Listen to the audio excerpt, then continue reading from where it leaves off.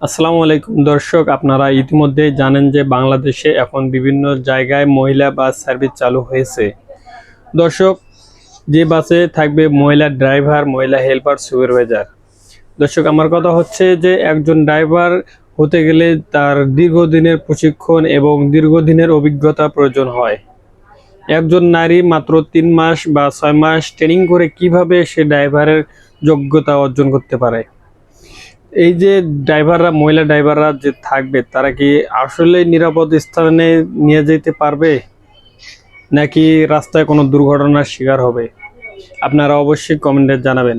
দর্শক, আমি জানি যে একজন ড্রাইভার হতে গেলে তাকে অনেক অনেক কঠিন পরিশ্রম করতে হয়।